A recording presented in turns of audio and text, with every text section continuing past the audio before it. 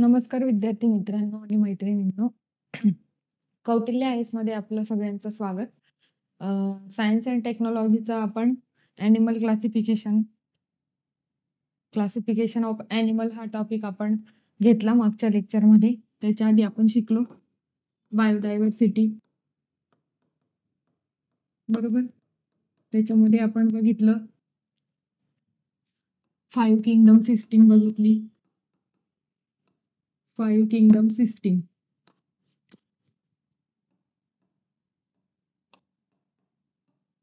Okay. त्याच्यानंतर त्याचे आपण प्लांट क्लासिफिकेशन,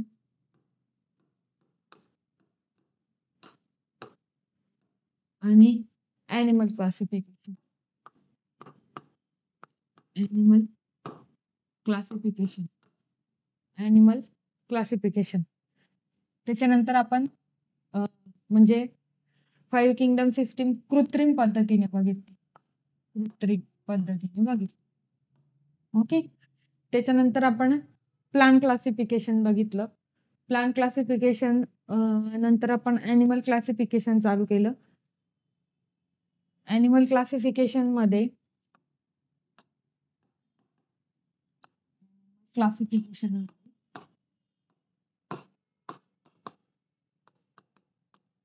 ॲनिमल क्लासिफिकेशन मध्ये आपण प्रोटोझोआ आणि मेटाझोआ. कोणतं? प्रोटोझोआ आणि मेटाझोआ. आता प्रोटोझोआ आणि मेटाझोआ मध्ये काय येतं? कॉर्डेट्स आणि नॉन कॉर्डेट्स. आणि नॉन कॉर्डेट्स.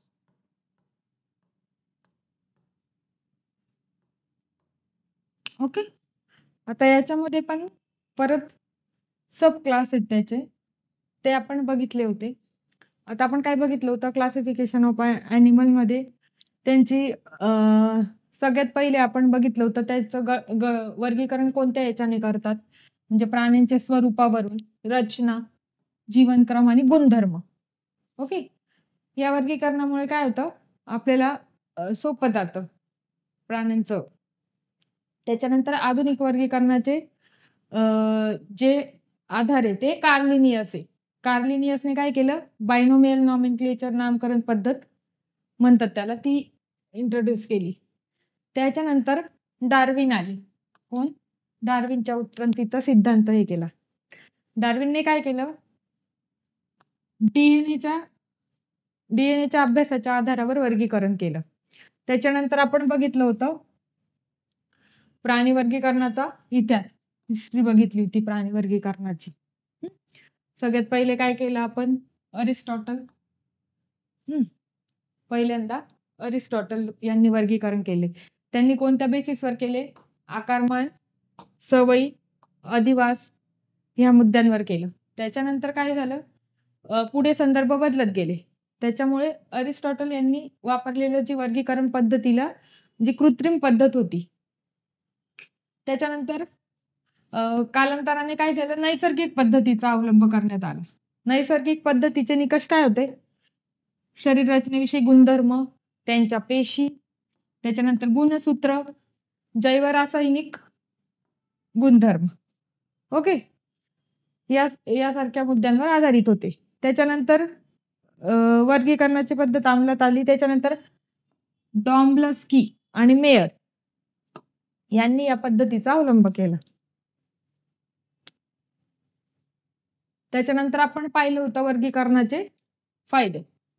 ओके. का केलं होतं, काय नाही, हे आपण बघितलंय. त्याच्यानंतर आपण बघितलं होतं traditional method of animal classification. त्याच्यामध्ये बघितलं होतं आपण की प्राणी जी सृष्टी आहे त्याचे काय होतं? 2 विभागात वर्गीकरण होतं. एक आहे नॉन कॉर्डेट्स आणि दुसरं आहे कॉर्डेट्स. तर नॉन कॉर्डेट्स जे तर त्याचे आपण वैशिष्ट्य बघितलं होतं की याला नसतो, त्याच्यानंतर कॉर्डेट्स मध्ये असतो, असं हे आपण डिफरन्स तुम्ही लक्षात ठेवायचा आहे. त्याच्यानंतर जे नॉन कॉर्डेट आहे त्याचे किती आहे? 10 संघ आहेत. 10 संघ. त्याच्यामध्ये कोण आहे? फायलम, प्रोटोझोआ, त्याच्यानंतर पोरिफेरा, सिलेंटराटा, त्याला आता निडारिया म्हणतात, म्हणजे कोलेंटराटा. त्याच्यानंतर प्लॅटीहेल्मिंथिस, हे आपण एक एक सुरुवात केली होती, हे आपण बघितले होते, हे आता पुढच्या याच्यामध्ये आपल्याला बघायचे. त्याच्यानंतर ॲस्केलहेल्मिंथिस, गोलकृमी, त्याच्यानंतर वलई, ॲनेलिडा, त्याच्यानंतर आर्थ्रोपोडा, ओके, मोलुस्का, इकायनोडर्माटा, याला कंटक चर्मी किंवा हेमिकॉर्डाटा पण म्हणतात. त्याच्यानंतर आपण काय पाहिलं होतं? समपृष्ठरज्जू जे प्राणी आहेत, मी तुम्हाला मगाशी म्हटलं कॉर्डेट आणि नॉन कॉर्डेट मध्ये आपल्याला डिफरन्स बिटवीन असं करायचंय. कॉर्डेट्स आणि नॉन कॉर्डेट्स करायचं होतं. ही आपण बघितलं होतं काय काय कुठे कुठे काय चेतारज्जू, स्नायू, सुधार, असं तुम्हाला एक्झाम्पल दाखवलं होतं. त्याच्यानंतर शरीर रचना कसं बघा असतं. त्याच्यानंतर समपृष्ठरज्जूचे 3 उपसंघात आहे त्याचं वर्गीकरण. पहिलं आहे युकॉर्डाटा,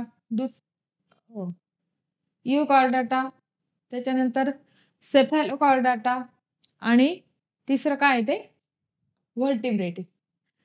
जे व्हर्टिब्रेट आहे, व्हर्टिब्रेटामध्ये परत काय होतं? 6 वर्गात वर्गीकरण होतं. ते आपण बघितलं होतं.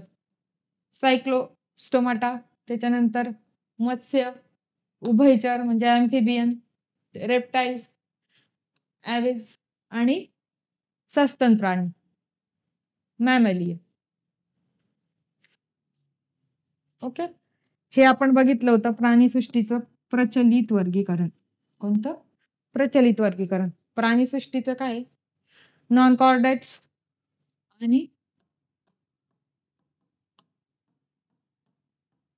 आणि कॉर्डेट्स.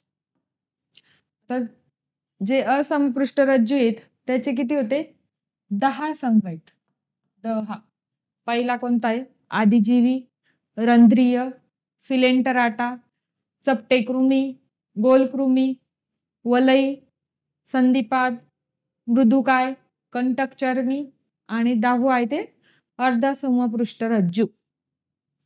त्याच्यानंतर समपृष्ठरज्जूमध्ये काय आहे आपले? 3, युकॉर्डाटा, सेफॅलोकॉर्डाटा आणि व्हर्टिब्रेटा. व्हर्टिब्रेटाचे परत आपले 6 क्लास आहेत. किती? 6. चक्रमुखी, मत्स्य, उभयचर, सरीसृप, त्याच्यानंतर पक्षी आणि सस्तन. त्याच्यानंतर आपण बघितलं होतं वर्गीकरणाची जी पद्धत आहे. तर आत्ता जे सध्याचे येते रॉबर्ट विटेकर पंचसृष्टी पद्धतीनुसार प्राण्यांचा समावेश कशामध्ये करण्यात आला? किंगडम ॲनिमलियामध्ये. आणि प्राण्यांचे वर्गीकरण करताना आपण काय करतो? शरीर रचनात्मक संघटन, म्हणजे काय काय त्याचे हे बॉडी ऑर्गनायझेशन बघितलं जातं. त्याच्यानंतर बॉडी सिमेट्री, बॉडी कॅव्हिटी, त्याच्यानंतर जर्मिनल लेयर्स आणि सेगमेंटेशन, या मुद्द्यांचा आधार आपला घेतला जातो प्राण्यांचे वर्गीकरण करण्यासाठी. त्याच्यानंतर आपण बघितलं होतं प्राणी वर्गीकरणाची नवीन पद्धत बघितली होती. ओके, त्याला पहिली जी ती रचनात्मक संघटन, ग्रेड्स ऑफ ऑर्गनायझेशन. तर त्याच्यामध्ये त्यांनी काय म्हटलंय की प्राण्यांचे जे शरीर आहे ते कशापासून तयार होतं? पेशींपासून तयार झाले. आणि बहुपेशीय शरीरात अनेक पेशी कार्यरत असतात. बहुपेशीय शरीरात अनेक पेशी कार्यरत असतात. त्या एक पेशी प्राण्यांचे शरीर एकाच पेशीपासून तयार होते. किती? एकाच पेशीपासून तयार झाले. पण सर्व कार्य त्याच पेशीच्या मदतीने चालतात. त्याच्यानंतर बघितलं होतं आपण त्या या प्रकाराला काय म्हणतात? जीवद्रव्य स्तर. या प्रकाराला काय म्हणतो आपण? जीवद्रव्य प्रोटोप्लास्मिक ग्रेड. त्याच्यानंतर आपण बघितलं होतं बहुपेशीय प्राण्यांमध्ये काय होतं, अनेक पेशी असतात, परंतु उती काय होतात, टिश्यू तयार झालेले नसतात. तर अशा प्राण्यांचे जे शरीर आहे त्याला काय म्हणतात, पेशी स्तर, सेल्युलर ग्रेड ऑर्गनायझेशन. त्याचं आपण उदाहरण पण बघितलं, रंध्रीय संघातील जे प्राणी आहेत ते याच्यामध्ये येतात. त्याच्यानंतर आपण बघितलं होतं हे सेल टिश्यू ग्रेड ऑर्गनायझेशन बघितलं होतं. त्याच्यामध्ये कोणते येतात, निडारिया संघातील प्राणी येतात त्याच्यामध्ये. त्याच्यानंतर आपण बघितलं होतं टिश्यू ऑर्गन ग्रेड ऑर्गनायझेशन बघितलं होतं. त्याच्यामध्ये उती एकत्र येतात पण ठराविक अवयव तयार करतात, फक्त ठराविकच अवयव तयार करतात, पूर्ण अवयव संस्था तयार नाही करत. हे आपण उदाहरण बघितलं होतं जेलीफिशचं. आणि इथं बघितलं होतं प्लेनेरियाचं उदाहरण बघितलं होतं. हे तुम्हाला म्हटलं होतं की डायग्राम तुम्ही बघा, त्याच्यामध्ये म्हणजे लक्षात राहील तुम्हाला. त्याच्यानंतर आपण काय बघितलं होतं की अवयव संस्था स्तर संघटन बघितलं, त्याला काय म्हणतात, ऑर्गन सिस्टीम ग्रेड ऑर्गनायझेशन. त्याच्या आपण ऑर्गन सिस्टीम ग्रेड ऑर्गनायझेशन उदाहरण काय बघितले होते, मानव बघितला होता, बेडूक, खेकडा, एक्सेट्रा बरेच. त्याच्यानंतर बॉडी सिमेट्रीचं त्याच्यानंतर बघितलं होतं जर्मिनल लेअर. काय म्हणजे जर्मिनल लेअर मध्ये काय, डायप्लोब्लास्टिक आणि ट्रिप्लोब्लास्टिक प्राण्यांच्या शरीराचे विशिष्ट अक्षातून काल्पनिक छेद घेतात आणि शरीराचे काय करतात, दोन समान भाग होतात की नाही. म्हणजे ट्रिप्लोब्लास्टिक आणि डायप्लोब्लास्टिक याच्यावर आधारित असतं की बाबा जो छेद आहे ते दोन समान भाग करतील की नाही करणार.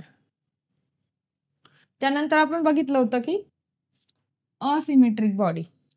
असिमेट्रिक बॉडीचे उदाहरण आहेत अमिबा, पॅरामोशियम आणि काही प्रकारचे जे आहेत ते स्पंज. त्याच्यानंतर पुढचं बघितलं होतं रॅडियल सिमेट्रीचे आपण बघितले होते उदाहरण तारा मासा. याचे काय 5 वेगळ्या वेगळ्या भागातून हे होतं, छेद गेल्यास दोन समान भाग मिळूनच जातात. पुढचं आहे ते बायलॅटरल सिमेट्रीचे उदाहरण आपण बघितलं होतं कीटक, मासे, बेडूक, पक्षी आणि मानव. त्याच्यानंतर होतं जर्मिनल लेअरचं काय होतं, तेच डिप्लोप्लास्टिक आणि ट्रिप्लोप्लास्टिक आणि दोन समान भाग होतात की नाही ते बघायचं आपण ह्याच्यावर. त्याच्यानंतर असिमेट्रिक बॉडी बघितले होते, त्याच्यामध्ये त्याचे उदाहरण आहे काही प्रकारचे स्पंज. त्याच्यानंतर रॅडियल सिमेट्रीचं उदाहरण तारा मासा. 5 वेगवेगळ्या भागातून प्रतले आहेत, त्या पाचींमधून दोन समान भाग मिळतातच. हे त्याचं उदाहरण होतं. ही डायग्राम दिलेली कसं असतं ते. त्याच्यानंतर बायलॅटरल सिमेट्री, त्याचे काय होतात, दोन समान भाग होतात, एकच अक्ष मिळतो फक्त त्याला. त्याचे उदाहरण कीटक, मासे, बेडूक, पक्षी आणि मानव. त्याच्यामध्ये काही जे प्राणी असतात फक्त दोनच आद्य स्तर असतात, ते आहे एक्टोडर्म आणि एंडोडर्म तयार होतात. पुढचं आपण बघितलं होतं, त्याचे उदाहरण आहे बायलॅटरल सिमेट्रीचं सर्व निडारिया आणि सिलेंटराटा. त्याच्यानंतर देहगुहावर बरेच क्वेश्चन येऊन गेलेले आहेत. Body cavity, body cavity. तर बॉडी कॅव्हिटीमध्ये बघितलं होतं की त्याचे जे उदाहरण आहे सर्व संघातील प्राण्यांचे हा, अशा प्राण्यांना आपण काय म्हणतो, सत्य देहगुहा असणारे प्राणी. त्याचं आपण बघितलं होतं त्याच्यामध्ये. हा, हे त्याचे देहगुहा असणारे प्राणी कसे दिसतात आणि देहगुहा नसणारे प्राणी कसे दिसतात ते याच्यामध्ये बघितलं होतं. ही फसवी देहगुहा म्हणजे हे जे सेकंड लेयर आहे त्याच्यामध्ये ते येतं. अंतर्जन स्तर बघितला होता, बहिर्जन्य स्तर. ही फसवी देहगुहा इथे दाखवली आहे, ती कशी दिसते ते. त्याच्यानंतर बघितलं होतं आपण बॉडी सेगमेंटेशन. बॉडी सेगमेंटेशन त्याचं जे उदाहरण आहे ते वलई प्राणी संघातील गांडूळ. गांडूळ हा काय,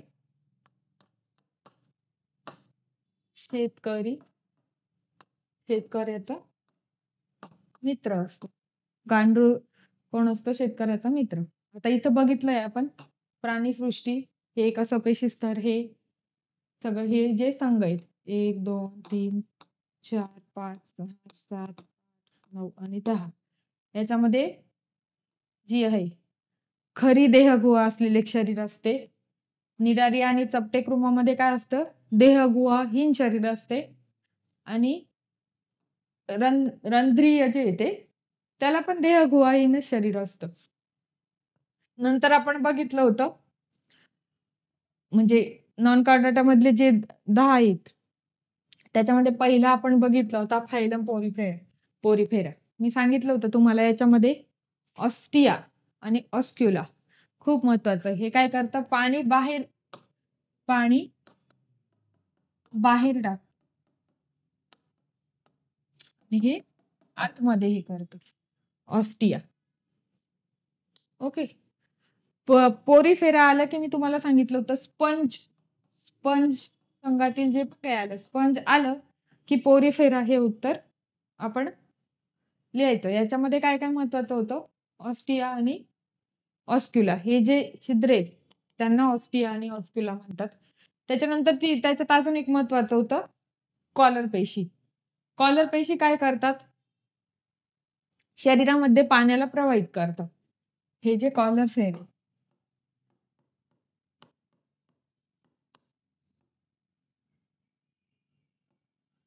शरीरात पाण्याला प्रवाहित करण्याचं काम करतात.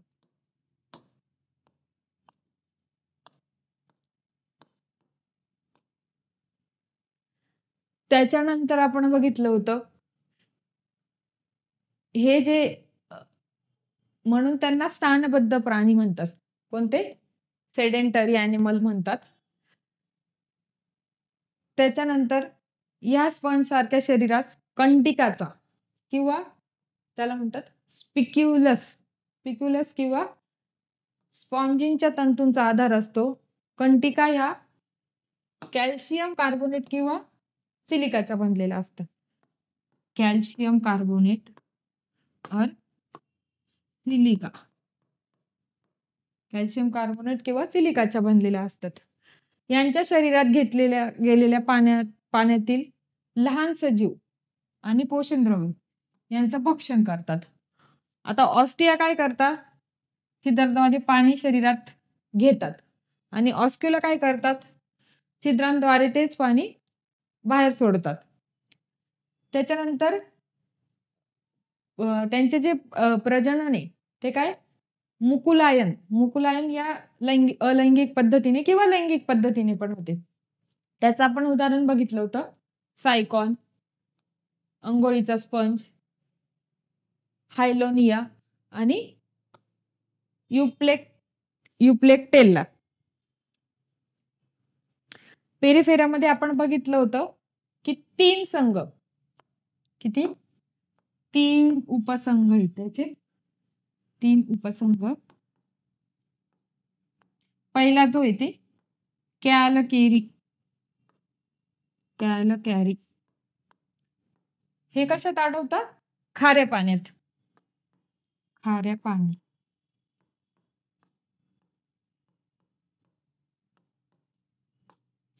त्याच्यानंतर दुसरं आहे ते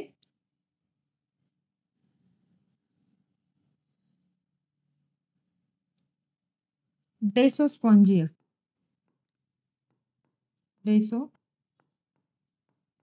स्पॉन्जिया. याच्यात आपण बघितलं होतं खारे पाणी प्लस गोड पाणी. खारे प्लस गोड. त्याच्यानंतर आपण बघितलं होतं हायलोस्पॉन्जिया. कोणतं? हायलोस्पॉन्जिया. हे पण कशामध्ये हे होतात? खाऱ्या पाण्यातच आढळतात. खाऱ्या पाण्यातच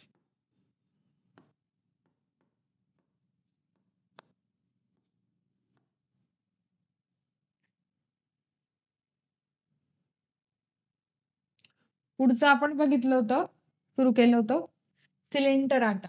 त्याला काय म्हणतात? निडारिया प्राणी संघ. कोणतं? निडारिया प्राणी संघ. आता ह्या प्राण्यांचा शरीराचा जो आकार आहे तो दंडाकृती किंवा छत्रीचा असतो. दंडाकृती जर शरीर असेल तर त्याला आपण काय म्हटलं होतं? पॉलिप. आणि छत्रीसारखा आकार जर असेल तर त्याला म्हणतो आपण मेडुसा. काय? हे बहुतेक जे असतात ते समुद्रात आढळतात आणि काही मोजके जे प्राणी आहेत ते गोड्या पाण्यात देखील आढळतात. त्यांचे शरीर कसं आहे? अरीय सममिती असलेले आणि द्विस्तरीय असते. त्यांच्या मुखाभोवती काय असतं? दंशपेशीयुक्त शुंडके असतात. त्यांना काय म्हणतात? टेंटॅकल्स. टेंटॅकल्स म्हणतात. या टेंटॅकल्सचा उपयोग कशासाठी होतो? भक्ष्य पकडण्यासाठी होतो. तर दंतपेशी जे आहेत ते सायनोब्लास्ट भक्ष्याच्या शरीरात विशेषतः काय करतात? ते अंतःक्षेपण करतात. आपण उदाहरण जर त्याचं बघितलं, हायड्रा, सी ॲनिमोन. त्याच्यानंतर त्याला म्हणतात समुद्रफूल.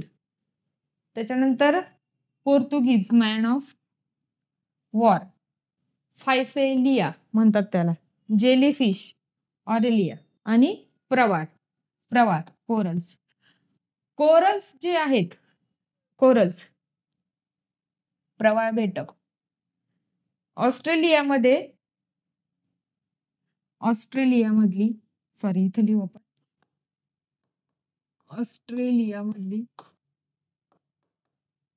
ग्रेट बॅरियर रीफ जी आहे, ग्रेट बॅरियर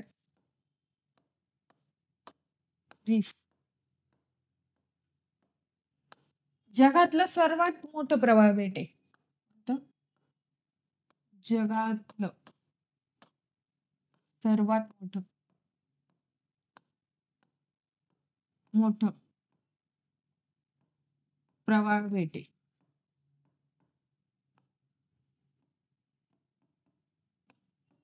त्याच्यानंतर आपण एक्झाम्पल बघितलं होतं जलव्याल, सी ॲनिमल, सिलेंटराटा, निडारी या संघातील प्राणी. त्यांचं शरीर कसं आहे, शुंडक कसं आहेत. ओके. त्याच्यानंतर सिलेंटराटाचे किती उपसंघ हे होतात? चार उपसंघांमध्ये होतं. पहिलं आपण बघू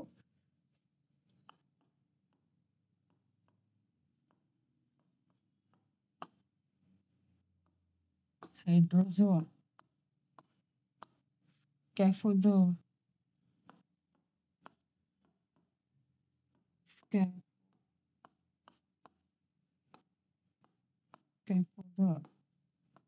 त्याच्यानंतर अँथोझोआ,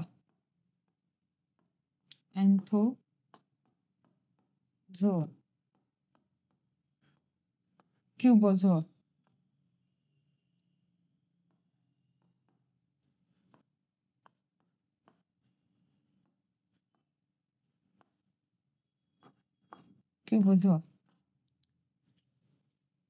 सिलेंटराटा याचं किती? 4 उपसंघामध्ये हे होतं. पहिलं जे आहे ते हायड्रोझोआ, दुसरं आहे ते स्कॅफोझोआ, तिसरं आहे अँथोझोआ, चौथा आहे क्युबोझोआ. आता हे जे आहे हायड्रोझोआ गोड प्लस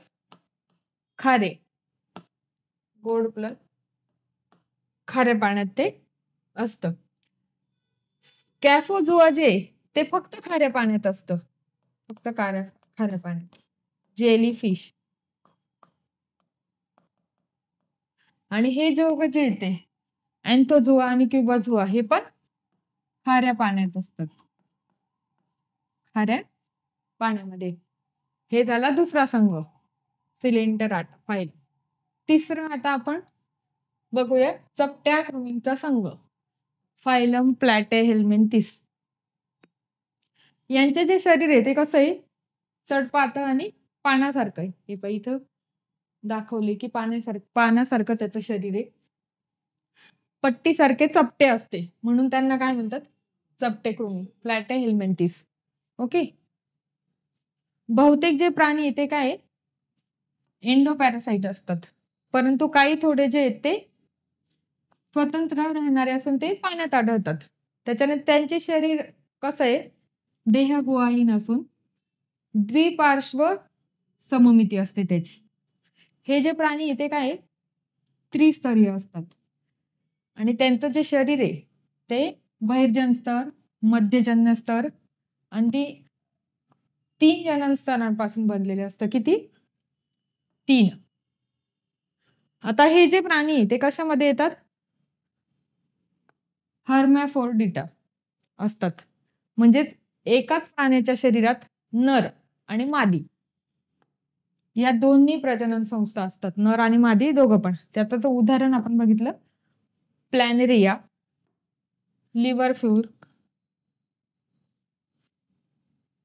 लिव्हरफ्यूक, पट्टकृमी हे त्याचे उदाहरण आहे. आणि याचं जे वर्गीकरण आहे ते किती याच्यात होतं, 3 गटात, उपसंघात, सॉरी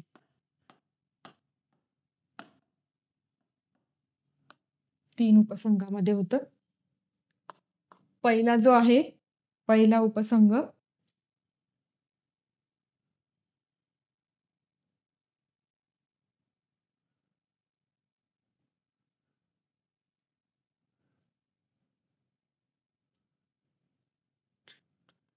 टर्बोडिया.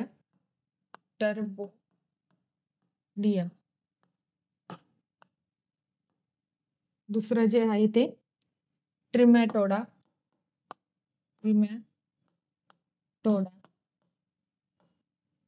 सियास्टोडा आणि तिसरं आहे ते सियास्टोडा. पहिलं जे ते पाणी प्लस जमीन,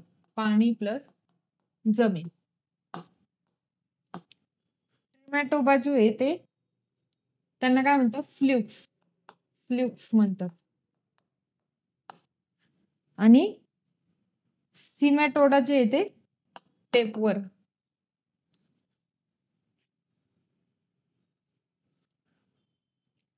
आता त्याचं आपण बघितलं पट्टकृमी, त्याच्यानंतर आपण इथे प्लॅनेरिया असा दिसतो, हे सगळे जे येते.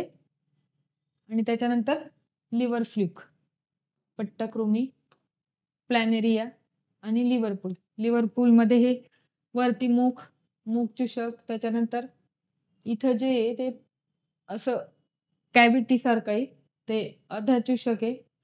लास्टला जे असतं ते उत्सर्गी छिद्र असतं, हे पाण्यासारखं शरीर आहे. आणि जनन रंध्र. ह्याच्यामध्ये लक्षात ठेवायचं काय की हे एकाच प्राण्याच्या शरीरात नर आणि मादी दोन्ही प्रजनन संस्था करतात, हे त्याचे उदाहरण आहे. हे 3 उपसंघ आहेत त्याचे. त्याच्यानंतर फायलम ॲस्केलहेल्मिंथिस, गोलकृमीचा प्राणी संघ. ह्या प्राण्यांचे शरीर काय लांबट आहे, त्याच्यानंतर बारीक धाग्यासारखे. हे पहा, हे आहे लांबट आहे, हे काय बारीक धाग्यासारखे, किंवा दंडगोलाकार असते, म्हणून त्यांना काय म्हणतात, गोलकृमी म्हणतात. हे जे प्राणी ते स्वतंत्र राहणारे किंवा अंतःपरजीवी, स्वतंत्र राहणारे किंवा अंततः परजीवी असतात. स्वतंत्र राहणारे जे प्राणी असतात ते कसे असतात, जलवासी किंवा भूचर असू शकतात. आणि ह्या प्राण्यांचे जे शरीर आहे ते कसं असतं, त्रिस्तरीय असते. त्यांच्या शरीरात काय असतं, आभासी देहगुहा, आभासी देहगुहा असते. या कृमीचे शरीर काय असते, अखंडित, आणि त्याच्या भोवती भक्कम उपचर्म असते. हे पाही आपण बघितलं, उत्सर्ग छिद्र आहे, शेपूट आहे, मादी दंत आहेत, हे मुख, त्याला बाहेरून असं कवर आहे. त्याचं जर हे प्राणी काय असतात, एकलिंगी. आता याच्यामध्ये काय काय लक्षात ठेवायचे तुम्हाला, त्याचं शरीर कसं आहे, लांबट आहे, धाग्यासारखं आहे. त्याच्यानंतर त्याचा आकार कसा आहे, दंडगोलाकार आहे. ते काय आहे, पाण्यात आणि जमिनीवर दोघं ठिकाणी राहतात. ते कसं आहे, त्रिस्तरीय आहे.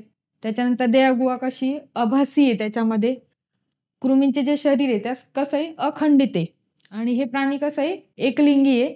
आणि उदाहरण त्यांचं आहे पोटातील जंत, जंत ॲस्कॅरिस म्हणतात त्याला, हत्तीपाय रोगाचा जंत फिलारिया वॉर्म्स, आणि डोळ्यातील जंत लोआलो, लोआलो.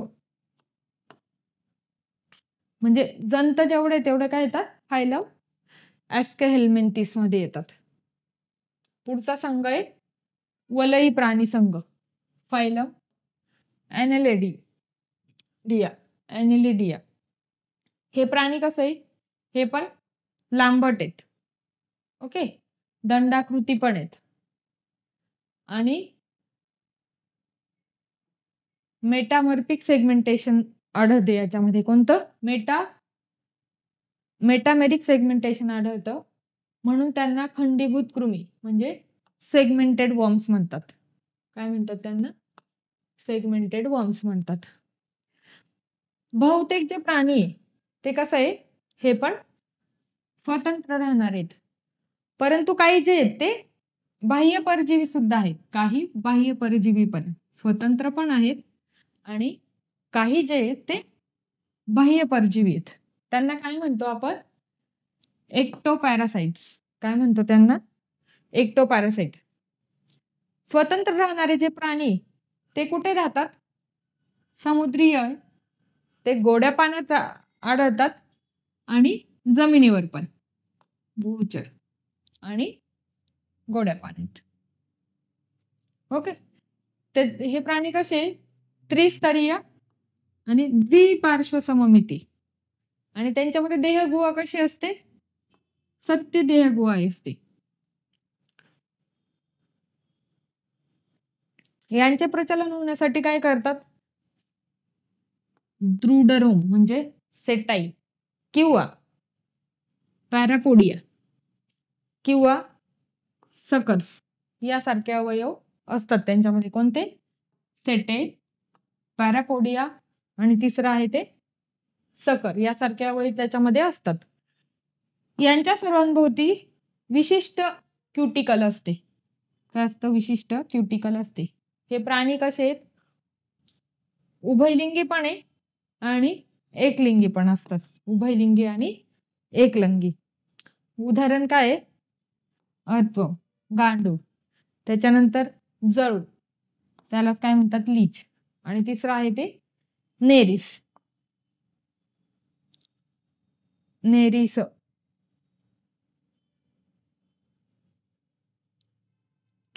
आणि ॲनेलिडा जो संघ आहे तर त्याला संज्ञा कोणी दिली असेल, तर ती लॅमार्कने दिलेली. लॅमार्कने त्याला संज्ञा दिलेली आहे. आणि ॲनेलिडा मध्ये किती आहे, 10,000 जाती आहेत. 10,000 जाती. ॲनेलिडा मध्ये किती आहेत, 10,000 जाती आहेत. श्वसनासाठी ते काय करतात, ब्रॉन्ची, श्वसनासाठी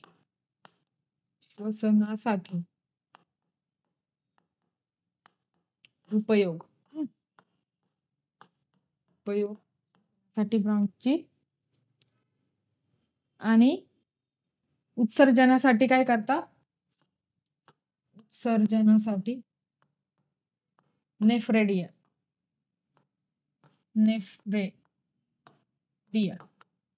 उत्सर्जनासाठी नेफ्रेडिया आणि श्वसनासाठी काय? ब्रॉन्काईचा उपयोग करतात. ओके. त्याच्यानंतर याच्यामध्ये 3 उपसंघ आहेत. किती? 3 उपसंघ असतात याच्यात. पहिला जे ते पॉलीकायटा.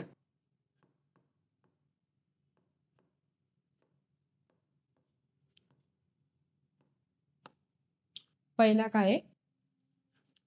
पॉलीकायटा आहे.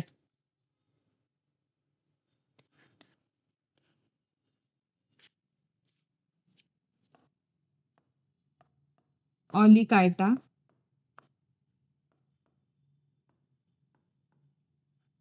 हिरोडेन.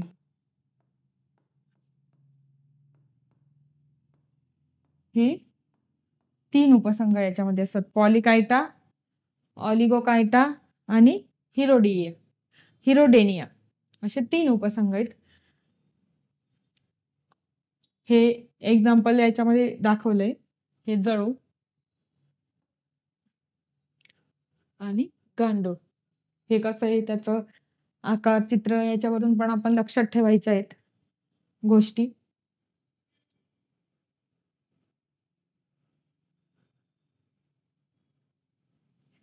आता हिरोडेनिया जी आहे ती याच्यामध्ये ब्लड सर्क्युलेशन सिस्टीम जी आहे ती कशी असते? खुली असते. खुली. त्याच्यामध्ये काय काय तुम्हाला लक्षात ठेवायचंय? प्राणी हे काय असतात? स्वतंत्र. आणि काही जे आहेत ते बाह्य परजीवी पण असतात. हे गोड्या पाण्यात पण आढळतात, जमिनीवर पण आढळतात. हे प्राणी त्रिस्तरीय, द्विपार्श्व सममितीय आणि सत्यदेह गुहा असणारे आहेत. त्याच्यामध्ये प्रचलन होण्यासाठी काय काय आहे? सिट्टे, पॅरापोडिया आणि सकस हे अवयव असतात. सर्वांभोवती विशिष्ट क्युटिकल असते. हे प्राणी उभयलिंगी पण आहे आणि एकलिंगी पण आहे. याचं उदाहरण काय? गांडूळ, जळू, नेरेडिस. याचं श्वसनासाठी काय? ब्रॉन्काय आणि उत्सर्जनासाठी काय? नेफ्रेडिया. याच्या 10,000 जाती आहे आणि याची संज्ञा कोणी दिलेली आपल्याला? लॅमार्कने दिली. आता आपण बघूया फायलम अर्थोपोडा. आता याचं नाव जे आहे फायलम अर्थोपोडा.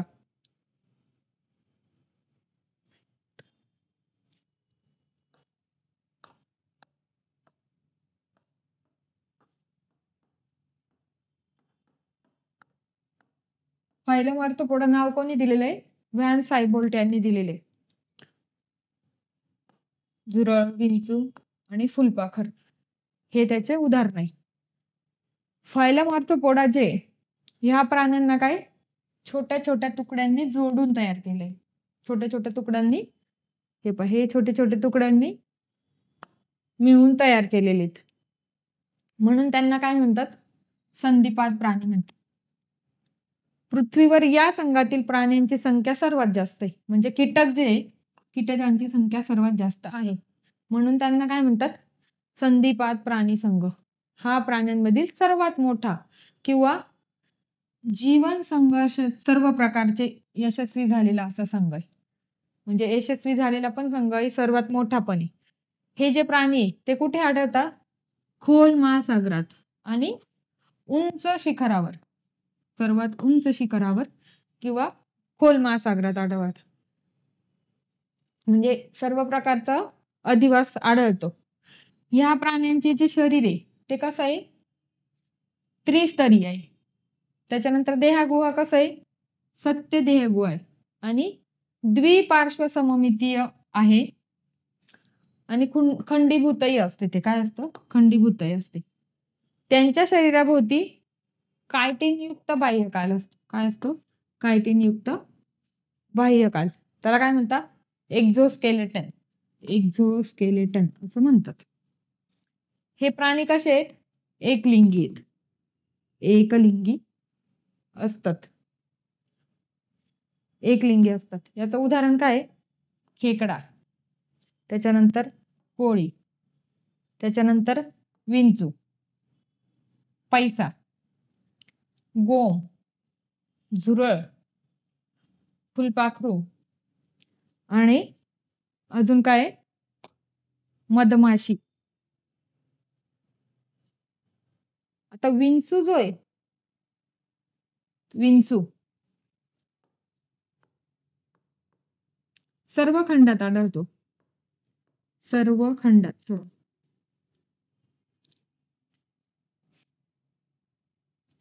विंचू सर्व खंडात आढळतो.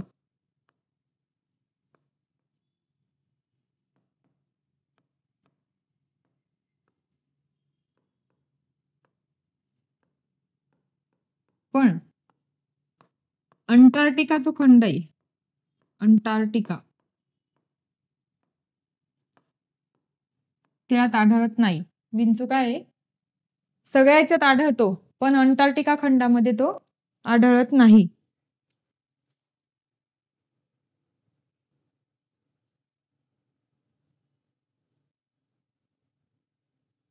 आता हे जे आपण हे बघितले, समजा झुरळ, खेकडा, कोळी, हे जे उदाहरण बघितले, त्यांचा गण कोणता कोणता येतो ते पण बघणं गरजेचं आहे. झुरळचा काय येतो? ब्लाटोडी. झुरळचा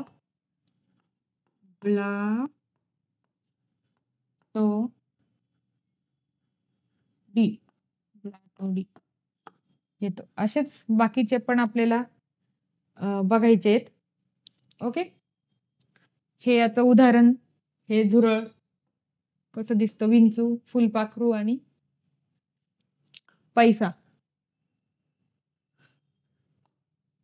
कायटिन काय आहे हे आपल्याला जे स्टेट बोर्डचं 10th पुस्तक तुम्हाला म्हटलं ते तुम्हाला स्टडी करणं गरजेचं आहे.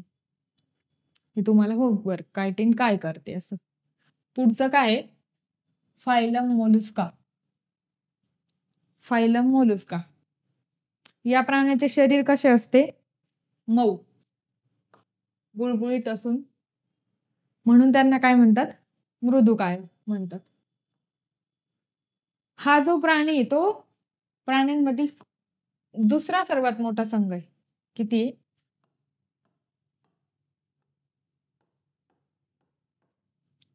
प्राण्यांमधील दुसरा सर्वात मोठा संघ आहे. हे जे प्राणी ते कसे? जलचर किंवा भूचर. जलचर आणि भूचर. जलचर मृदुकाय प्राणी हे बहुतेक कशात असतात? समुद्रात राहणारे असतात. समुद्रात राहणारे असतात. परंतु ते काही गोड्या पाण्यात पण आढळतात. गोड्या पाण्यात पण आढळतात. यांचं शरीर कसं आहे? त्रिस्तरीय, देहगुहा युक्त, अखंडित आणि मृदू. आता गोगलगाय जी गोगलगाय सारखे जे प्राणी आहेत ते वगळता सर्वांचे शरीर कसं आहे? द्विपार्श्व सममिती दाखवते. यांचे जे शरीर आहे, डोके, पाय आणि अंतरांग संहती, याला काय म्हणतात? विस्कलर मास, अशा 3 भागात विभागलेले राहते. किती? 3 भागात विभागलेले असते. त्याच्यानंतर अंतरांग संहती प्रवार, मॅन्टल जे या पटली संरचनेच्या आच्छादलेली असून हे प्रवार जे ते कसं आहे? कठीण आहे. त्याच्यानंतर कॅल्शियम कार्बोनेटने युक्त आहे. त्याच्यानंतर शेल आहे, याला शरीराभोवती किंवा शरीरामध्ये असते तर काहींमध्ये ते नसते. काहींच्या याच्यात असते तर काहींमध्ये ते नसते.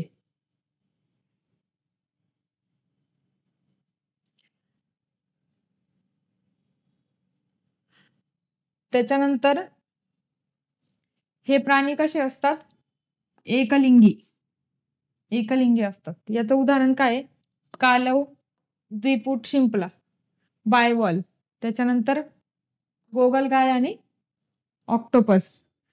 आता गोगलगाय ते गोगलगायचं जे कवच आहे गोगलगायचं जे कवच आहे ते कसं आहे, एकेरी वॉलने बनलेले, एकेरी वॉलने बनलेले आहे.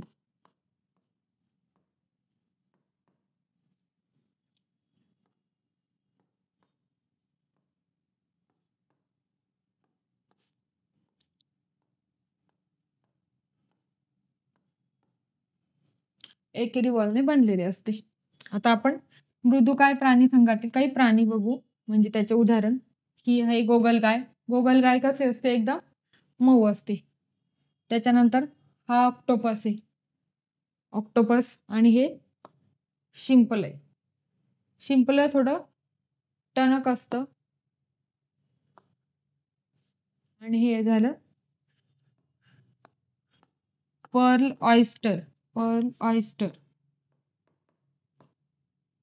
या किड्यामुळे काय होतं, मोती तयार होतो, मोती. ओके, हे बघ, ऑक्टोपस मध्ये हा डोळा आहे. ओके, हे चुषक आहे, ही शुंडक आहे, टेंटॅकल्स. आणि ही मलिका. हे त्याचे उदाहरण आपण बघितले. तर पुढचा जो संघ आहे तो कोणता आहे, कंटक चर्मी प्राणी संघ, म्हणजे फायलम इकॅनोडर्माटा.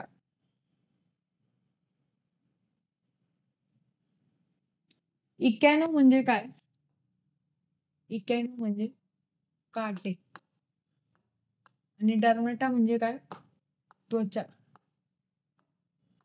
फायलम इकॅनोडर्माटा. इकॅनो म्हणजे काटे आणि डर्माटा म्हणजे त्वचा. या प्राण्यांच्या त्वचेवर काय असते, कॅल्शियम कार्बोनेटचे काटे असतात, CaCO3, कॅल्शियम कार्बोनेटचा फॉर्म्युला, काटे असतात. म्हणून त्यांना काय म्हणतात, कंटक चर्मी प्राणी म्हणतात. हे जे प्राणी ते फक्त आणि फक्त कशातच आढळतात, समुद्रातच आढळतात, फक्त समुद्रात आढळतात. त्यांचं शरीर कसं आहे, त्रिस्तरीय आणि देहगुहायुक्त, त्रिस्तरीय आणि देहगुहायुक्त असून अरीय सममिती आढळते त्याच्यामध्ये. किती, 5 अरीय सममिती आढळते. परंतु यांच्या अळी अवस्थेमध्ये द्विपार्श्व सममिती असते. कशी असते, द्विपार्श्व. हे प्राणी ट्यूब फीट यांच्या साहाय्याने प्रचलित करतात, ट्यूब फीटच्या साहाय्याने प्रचलित करतात. आणि ट्यूब फीटचा उपयोग कशासाठी करतात, अन्न पकडण्यासाठी होतो. आणि काही जे प्राणी आहे ते सेडेंटरी असतात, सेडेंटरी असतात. काही जे प्राणी कसे असतात, ते सेडेंटरी असतात. यांचे जे कंकाल आहे ते कॅल्शियम युक्त स्पाइन्स किंवा ऑसिकल्स आणि प्लेट्सने बनलेले असतात. यांचे कंकाल जे आहे ते कॅल्शियम युक्त आहे आणि ते कशाने बनलेले असते, स्पाइन्स किंवा ऑसिकल्सने बनलेले असते. ह्या प्राण्यांमध्ये काय असतं,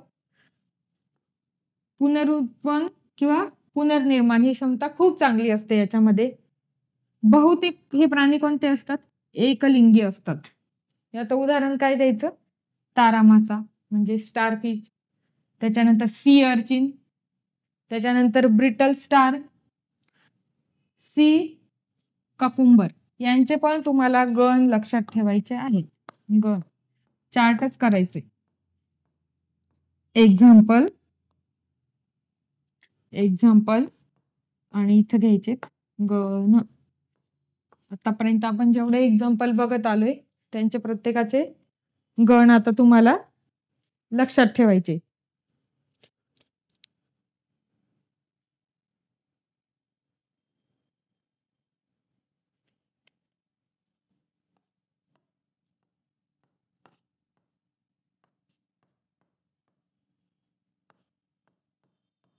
ब्रिटल स्टारचा गण कोणता आहे, ऑफियुरिड. असे सगळ्यांचे तुम्हाला लक्षात ठेवायचे.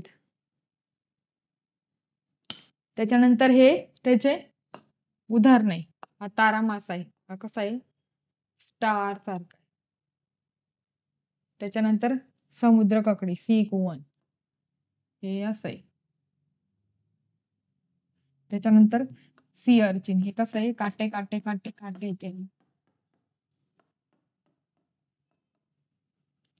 हे लक्षात ठेवायचं. याच्यामध्ये महत्वाचं काय आहे, त्वचेवर काय कॅल्शियम कार्बोनेटने बनलेले असतात, ते फक्त समुद्रातच आढळतात. त्यांचं शरीर हे देहगुहायुक्त प्लस त्रिस्तरीय आहे. त्याच्यानंतर त्यांची पंचअरीय सममितीय आणि द्विपार्श्व सममितीय असते. त्याच्यानंतर हे जे प्राणी आहे ट्यूब फीटच्या साहाय्याने अन्न पकडण्यासाठी सुद्धा होतो याचा उपयोग. त्याच्यानंतर ते सेडिमेंटरी असतात. त्याच्यानंतर कॅल्शियम युक्त कंकाल कॅल्शियम युक्त असतात आणि स्पाइन्स आणि ऑसिकलच्या ने बनलेले असतात. स्पाइन्स आणि ऑसिकलने बनलेले असतात. हे प्राणी जे कसे आहेत ते बहुतेक एकलिंगी आहेत. बहुतेक एकलिंगी आहेत आणि याचे हे उदाहरण तारामासा, सी अर्चिन, ब्रिस्टाल, सी कुकुंबर इत्यादी. आता पुढचा जो आहे तो अर्ध समपृष्ठ रज्जू प्राणी संघ म्हणजे फायलम हेमिकॉर्डाटा. कोणता? फायलम हेमिकॉर्डाटा.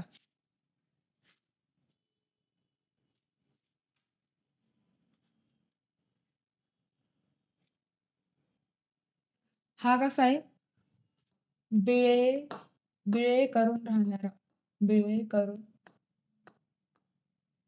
राहणारा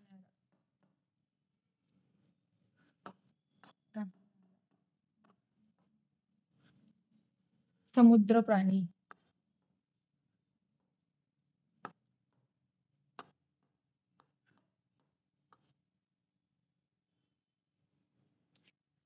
ह्या प्राण्याचे शरीर काय 3 प्रमुख भागांमध्ये विभागले गेलेले आहेत. 3 प्रमुख भागांमध्ये.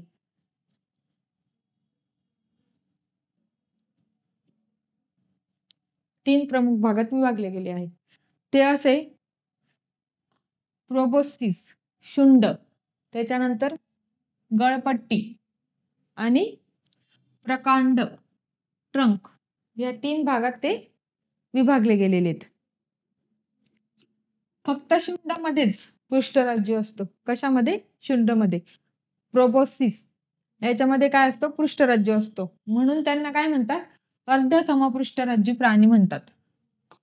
ह्या प्राण्यांना साधारणपणे ॲकॉर्नकृमी म्हणतात. कोणते? ॲकॉर्नकृमी. ह्या ज्या टर्म्स आहेत अशा, ह्या चे क्वेश्चन असे टर्म्सवर विचारले जातात. त्याच्यामुळे हे लक्षात ठेवायचे. हे सागर निवासी प्राणी आहेत. कसे आहेत? सागर निवासी.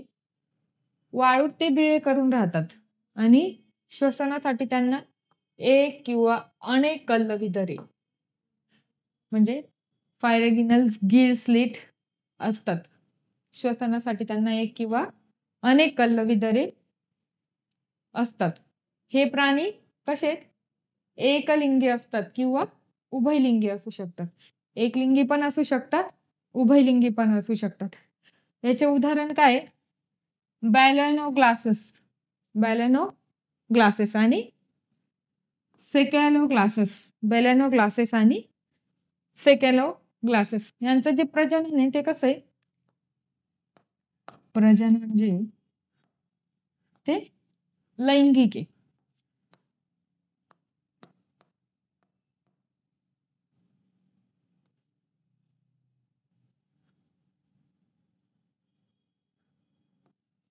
शरीर कसं आहे?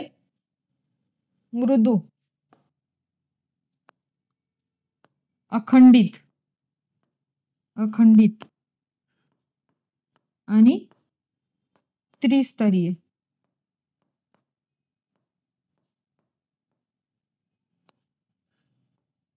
शरीर कसं आहे?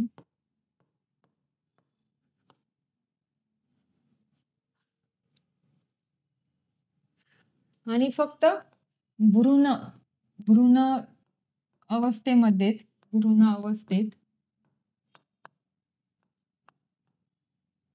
पृष्ठरज्जूच्या अस्तित्व असते.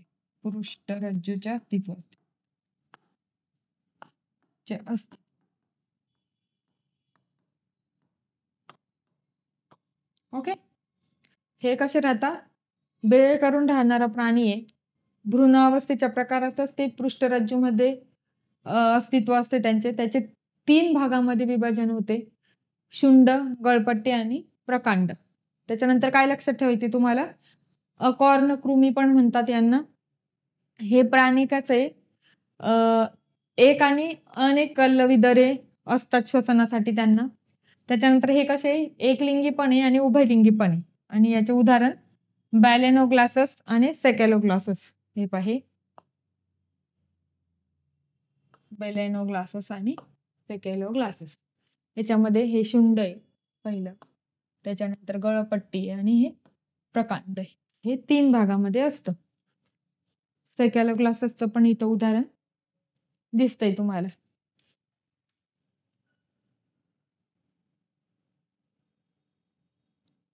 त्याच्यानंतर बघतो आपण हे समपृष्ठराज्य प्राणी संघ फायलम कॉर्डेटा.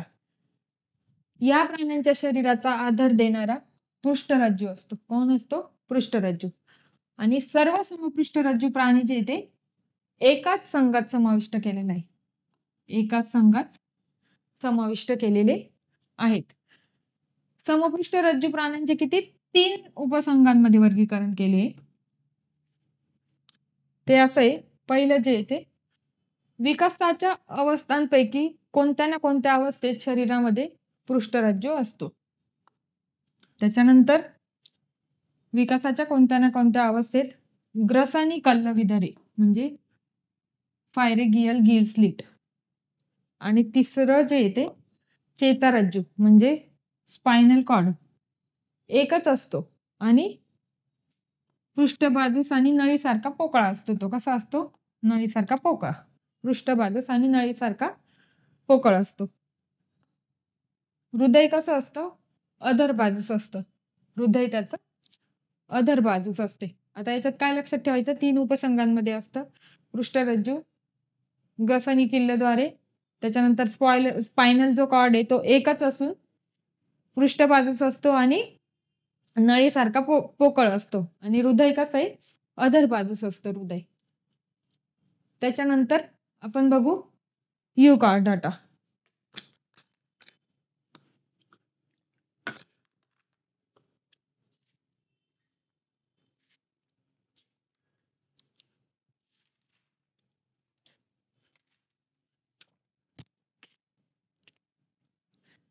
उपसंघ पृष्ठ समपृष्ठरज्जू प्राणी, कंचुकयुक्त बाह्य कव प्राणी, युकॉर्डाटा. युकॉर्डाटा हे जे प्राणी कसे ते सागर निवासी आहे. यांचे शरीर कसं आहे? कुंचुक या चर्मसाम्य आवरणाने आच्छादलेले असते. कुंचक या चर्मकर्म आवरणाने आच्छादलेले असते. यांच्या अळ्या ज्या आहेत त्या स्वतंत्रपणे पोहणाऱ्या असतात आणि त्यांना फक्त शेपटीच्याच भागात पृष्ठरज्जू असतो. फक्त शेपटीच्याच भागात पृष्ठरज्जू असतो. आता इथं म्हणून त्यांना काय म्हणतात? पृष्ठ समपृष्ठरज्जू प्राणी म्हणतात. हे कुठे असतात? सागर तळाशी स्थिरावल्यावर अळ्यांचे रूपांतर कशांमध्ये होतं? स्थानबद्ध प्रौढांमध्ये होतं. हे जे प्राणी ते कसे? उभयलिंगी. उदाहरण त्याचं हार्डमानिया, डेलिओलम, ऑयक्लोस्कुरा इत्यादी. हे इथं दाखवलंय हर्डानिया आणि डोलोओलमचं एक्झाम्पल. इथं पाद, अंग, बाह्य कवक, अलिंद रंध्रीय आणि क्लोम रंध्रीय. आणि हे डोलिओलमचं उदाहरण. त्याच्यानंतर दुसरं आहे सेफॅलोकॉर्डाटा. सेफॅलोकॉर्डाटामध्ये काय आहे? हे लहान माशांच्या आकाराचे आहेत. कसं आहे? लहान माशांच्या आकारासारखे. आणि निवास यांचा कुठे असतो? सागरातच असतो. सागर निवासी हे पण. यांच्या पृष्ठरज्जू संबंधी शरीराच्या लांबी इतका असतो. यांचा जो पृष्ठरज्जू संबंध आहे तो शरीराच्या लांबी इतकाच असतो. त्याच्यानंतर ग्रसनी मोठी असून तिला किल्लविदारी पण असतात, म्हणजे गिल, स्प्लिट.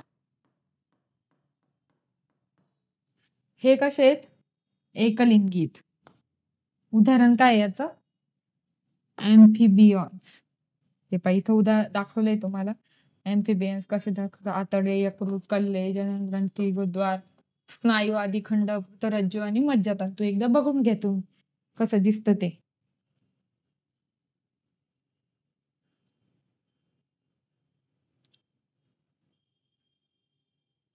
याच्या हृदयाला किती कप्पे असतात? हृदय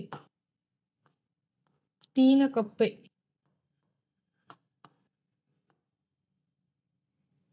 ॲम्फिऑक्सस.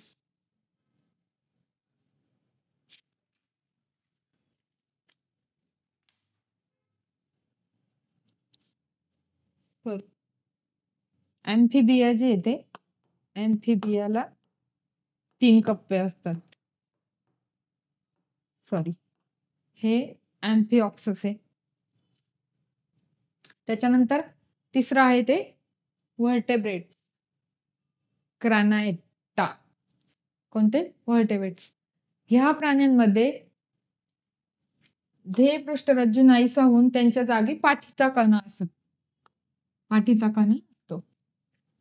त्याच्यानंतर यांचे शरीर हिड पूर्णपणे विकसित झालेले असते. त्याच्यानंतर मेंदू कवटीचं संरक्षण करतो. मेंदू काय करतो? कवटीत संरक्षण असतो. त्याच्यानंतर एंडोस्केलेटन आणि कार्टिलेजिनियस किंवा बोनी असते. त्याच्यानंतर काही पृष्ठवंशीय प्राणी जबडे विरहित म्हणजे ॲग्नंथा असतात, तर काहींना जबडे असतात. काहींना जबडे नसतात, काहींना जबडे असतात. एंडोस्केलेटन, कार्टिलेजिनस आणि बोनी असते.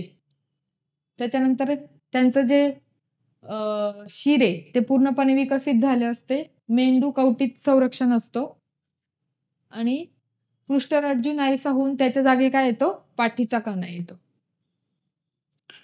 त्याच्यानंतर उपसंघ पृष्ठवंशीय प्राणी यांचं किती याच्यात गटात विभागणी केली जाते? 6 वर्गात विभागणी केली जाते. आता पहिला आहे तो चक्रकुर्मी प्राणी वर्ग म्हणजे क्लास सायक्लोस्टोमाटा. सायक्लोस्टोमाटा मध्ये काय येतं? जबडे विरहित असते. त्याच्यानंतर जबडे विरहित असतं. त्याच्यानंतर त्वचा कशी आहे त्याची? मृदू असून खवले विरहित असते. मृदू असते आणि खवले विरहित असतं. त्याच्यानंतर युग्गित उपांगे नसतात त्याला. त्याच्यानंतर कास्तिमय असते. अंततः कंकाल आणि कस्तिमय असते. बहुतेक हे जे काय बाह्य परजीवी असतात. उदाहरण याचं द्यायचं झालं तर पेट्रोमायझॉन आणि मिक्झिन. हे पेट्रोकायझॉन याचं असं शरीर. ओके, हे झाले सायक्लोस्टोमाटा. हे सायक्लोस्टोमाचे उदाहरण. जबडे विरहित असतं. त्वचा कशी असते? मृदू आणि खवले विरहित असते. बहुतेक बाह्य परजीवी असतात हे. त्याच्यानंतर क्लास मत्स्य प्राणी. मत्स्य क्लास जो येतो कोणता आहे? मत्स्य. हे जे प्राणी आहेत ते काय? शीतरक्त आणि समुद्राच्या पाण्यात किंवा गोड्या पाण्यात पण आढळतात. म्हणजे हे जलचर प्राणी आहेत.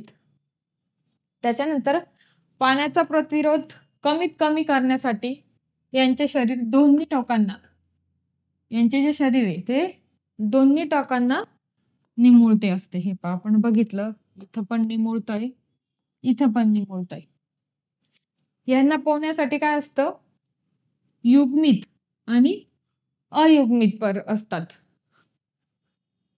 पुच्छ जे त्याचा उपयोग पोहत असताना दिशा बदलण्यासाठी असतो. पुच्छ जे आहेत, आता हे पहा इथं पुच्छ जे याचं काय होतं? पोहताना दिशा बदलण्यासाठी याचा उपयोग होतो. यांचे बाह्य कंकाल खवल्यांच्या स्वरूपात असते. खवल्यांच्या स्वरूपात असते. हे पहा इथं. इथं दिसतायत तुम्हाला हे खवले. अंतकंकाल कास्तिमय किंवा अस्थिमय असते. कास्तिमय किंवा अस्थिमय असते. श्वसन कशाद्वारे जातात? कल्ल्यांद्वारे. हे पहा. श्वसन कल्ल वितरणद्वारे श्वसन होते. याचे उदाहरण कोणते? रोहू, पॉपलेट, त्याच्यानंतर समुद्री घोडा, शार्क, इलेक्ट्रिक रे आणि स्टिंग रे इत्यादी याचे उदाहरण आहेत.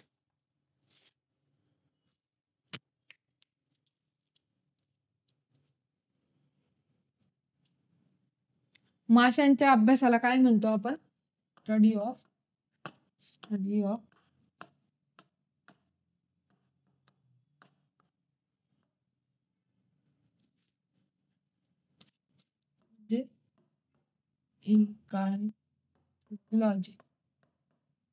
इकायथोलॉजी. स्टडी ऑफ सायकस म्हणजे काय?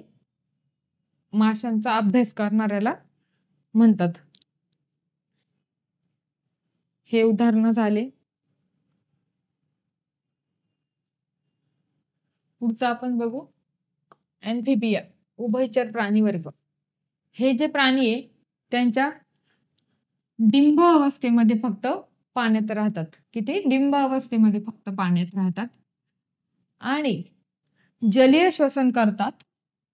तर प्रौढांमध्ये ते पाण्यात आणि जमिनीवर राहतात. प्रौढमध्ये काय असतं? पाण्यात पण असतात आणि जमिनीवर पण राहू शकतात.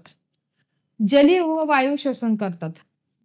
पाण्यात पण आणि वायूचं पण श्वसन करतात. यांना कोणते प्राणी म्हणतात? उभयचर. उभयचर ॲम्फिबियनला. उपांगांच्या 2 जोड्या असतात. त्यांच्या 2 जोड्या असतात आणि अंगुलींना नखे असतात. अंगुलींना हे पहा, हे असं हे नख दिसतात. तोडा आणि हे बेडूक, हे नख त्यांची. बाह्य कंकाल नसते त्याला. बाह्य कंकाल नसते. त्वचा कशी आहे? त्वचा मृदू आणि श्वसनासाठी नेहमी ओलसर ठेवली जाते. श्वसनासाठी नेहमी ओलसर ठेवली जाते. त्याच्यानंतर बाह्य कर्ण नसतो. पण कर्णपटल असतात बरं यांना. कर्णपटल असतात पण बाह्य कर्ण नसतो. मान नसते. डोळे कसे असतात? बटबडीत असतात आणि ते पापण्या सुद्धा असतात. त्यांना पापण्या पण असतात. उदाहरण बेडूक, टोड, सॅलमँडर इत्यादी. इथं तुम्हाला डायग्राम मध्ये दाखवलंय, ते पण एकदा बघून घ्या.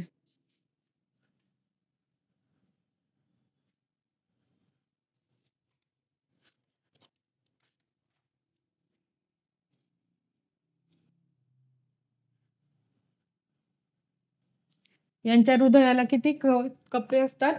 हृदयाला 3 कप्पे असतात. आरबीसी कशा असतात याच्यात? आरबीसी बायकॉन्व्हेक्स.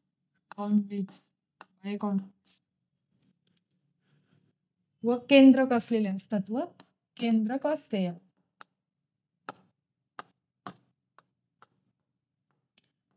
याचे जे ते 3 गटात हे केलं जातं. 3 गट. 3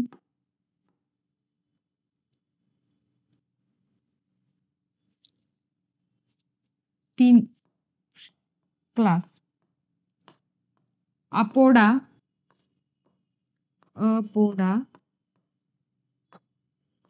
त्याच्यानंतर दुसरं आहे ते युराडेला. आणि तिसरं जे आहे ते अंथुरा. अंथुरामध्ये काय येतं? बेडूक. याच्यामध्ये येतं सायरेन, सिमिलिगॉन आणि अपोडामध्ये येतं सिसिलिगा.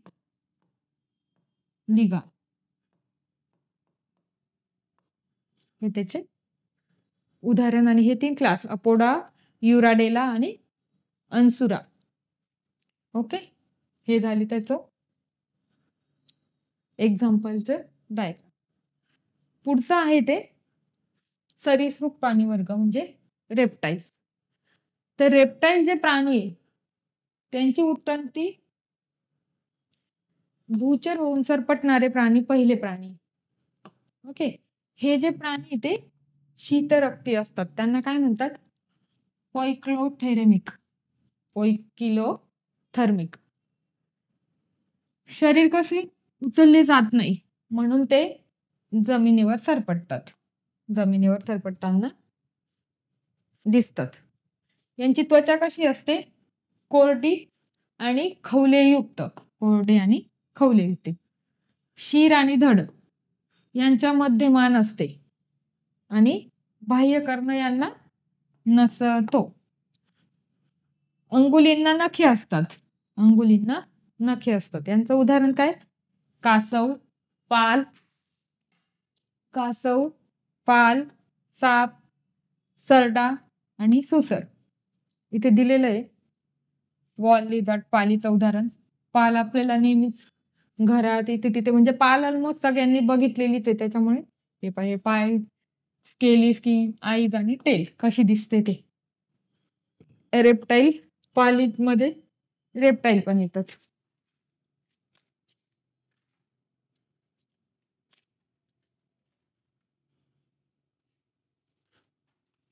त्याच्यानंतर आपण बघूया पक्षी वर्ग. ॲव्हिज. हे पहा, ॲव्हिज मध्ये आपण पिजनचं उदाहरण घेतलेले. पिजन याला पाय आहेत, बिके, नेके, आयजे आणि डोकं सुद्धा आहे. हे जे केशिरुस्तंभयुक्त प्राणी आहेत पूर्णपणे हे काय खेचर जीवनासाठी अनुकूलित झालेले आहेत. हे जे प्राणी आहेत ते कसं आहे उष्ण रक्ती आहेत. हे त्यांच्या शरीराचे तापमान स्थिर राखू शकतात. कसं? शरीराचं जे तापमान आहे ते स्थिर राखू शकतात. हवेत उडताना हवेचा प्रतिरोध कमी करण्यासाठी यांचे जे शरीर आहे ते दोन्ही टोकांना निमुळते असते. हे पहा, इकडे पण निमुळत आहे आणि इकडे पण. हे स्टार्ट आणि एंड. हे दोघं टोकांना काय आहे ते निमुळत आहे. फोरलिम्स पंखांमध्ये परिवर्तन झालेले असते. फोरलिम्स मध्ये परिवर्तित झालेले असतात. अंगुली ज्या असतात ते खवल्यांनी आच्छादित असून नखे सुद्धा असतात त्यांना. बाह्य कंकाल कसे असतात? पिसांच्या स्वरूपात. शीर आणि धड यांच्या मध्यमान असते. शीर आणि मान यांच्या मध्यमांत असते. जबड्यांचे रूपांतर चोचीत झालेले असते. हे पाहिजे इथं चोच दिसते तुम्हाला. जबडा नसते, इथं चोच असते. उदाहरण काय? मोर, पोपट, कबूतर, बदक आणि पेग्विन. पेग्विनचं आपण उदाहरण घेतलेले पेग्विनचं. ओके,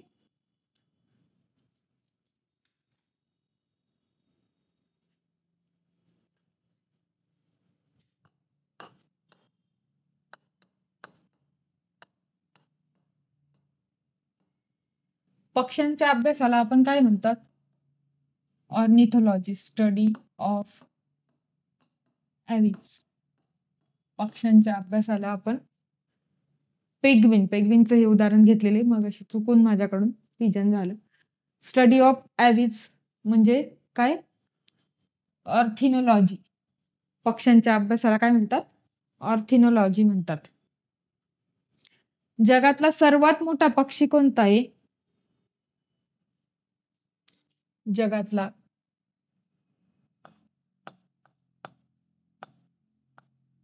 सर्वात मोठा पक्षी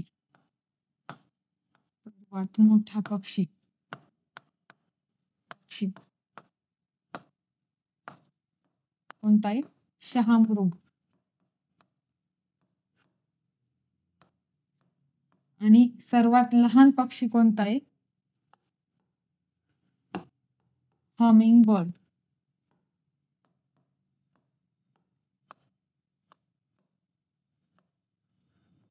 हमिंगबर्ड. जगातील सर्वात मोठा पक्षी कोणता आहे? शाहमृग. आणि सगळ्यात लहान जो कोणता आहे तो हमिंगबर्ड आहे. स्टडी ऑफ पक्ष्याच्या अभ्यासाला काय म्हणतात? ऑर्थिनोलॉजी म्हणतात. त्याच्यानंतर हे सगळं त्याचं उदाहरण पण बघितलं आपण, पेंग्विन. त्याच्यानंतर पुढचा जो क्लास आहे तो कोणता आहे? मॅमेलिया क्लास आहे. मॅमेलिया क्लास आहे. मॅमेलियामध्ये दूध स्त्रवणाऱ्या ग्रंथी असतात. हा सस्तन प्राण्यांच्या वैशिष्ट्यांचे गुणधर्म आहे.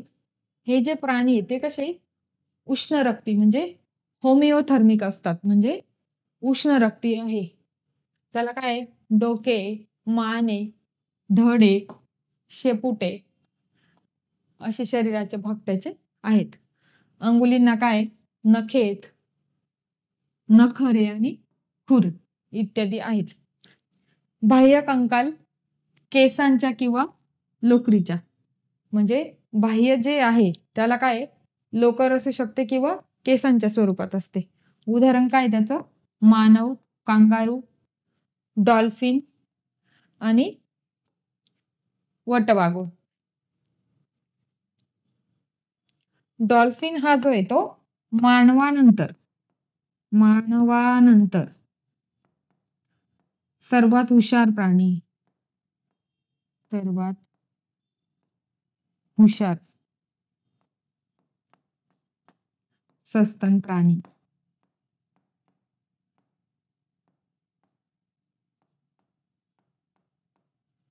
डॉल्फिन जो आहे तो मानवानंतरचा सर्वात हुशार सस्तन प्राणी. त्याच्यानंतर कांगारू, वटवाघूळ हे उडणारा सस्तन प्राणी, उडणारा सस्तन प्राणी.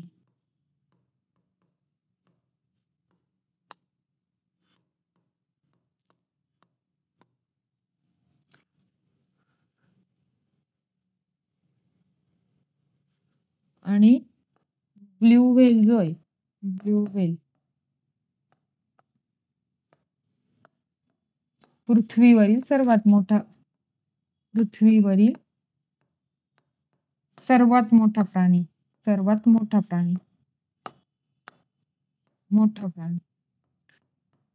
सस्तन प्राणी.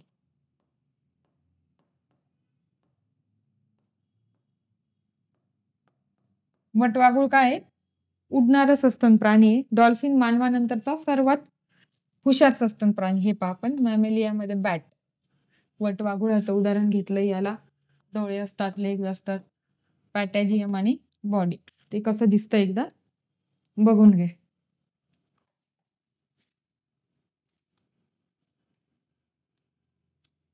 याला हृदयाला किती, मॅमेलिया याच्यामध्ये हृदय किती असतं? 4 कप्पे असतात. त्याला 4 कप्प्यांचं असतं. 3 उपवर्गांमध्ये आहे त्यांचं. पहिला जो आहे प्रोटोझोआ,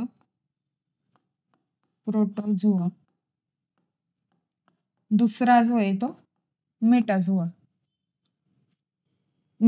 दुसरा आहे.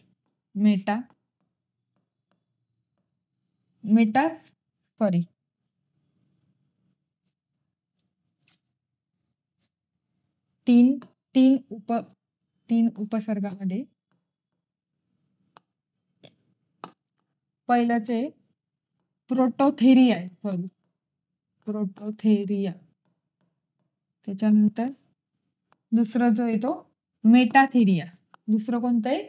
मेटाथेरिया. आणि युराथेरिया.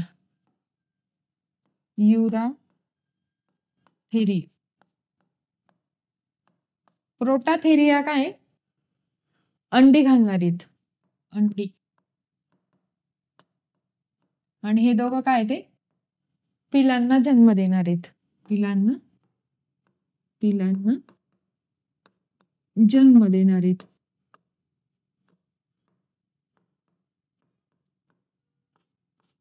ओके. याला हृदयाला किती असतात? 4 कप्पे असतात. त्याच्यानंतर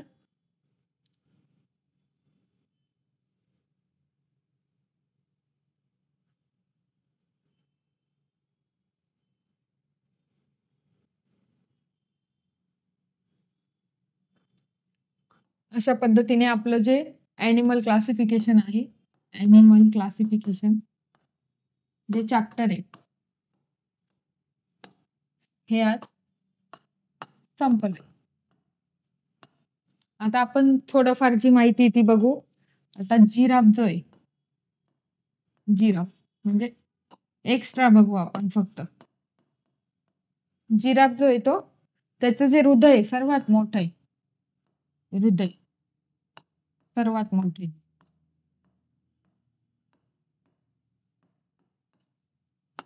त्याच्यानंतर आपल्याला बघायचंय की कोणत्या याच्यात किती कप्पे आहेत हृदयाला, किती कप्पे आहेत, कप्पे. होमवर्क म्हणजे तुम्हाला समजा एक्झाम्पल उभयचर 3 कप्पे आहेत समजा. त्याच्यानंतर बायोडायव्हर्सिटी हॉटस्पॉट किती आहेत, बायोडायव्हर्सिटी हॉटस्पॉट आपले किती आहे, 34 आहेत. त्याच्यामधले भारतात किती आहे, इंडियामध्ये 2 आहेत. इंडियामध्ये 2 आहेत. पहिलं पूर्व हिमालय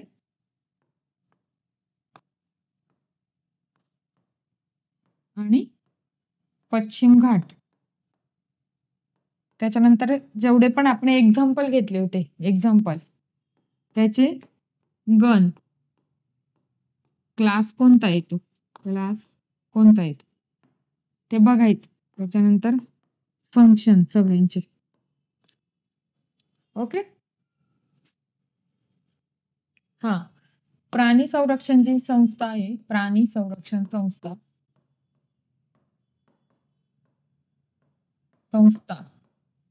प्राणी संरक्षण संस्था स्थापना कधीची, 1916. तर आज आपलं ॲनिमल क्लासिफिकेशन संपलंय. आज आपण इथेच थांबू. नेक्स्ट टॉपिक मध्ये आपण न्यूट्रिशन हा टॉपिक बघणार आहे. थँक्यू सगळ्यांना.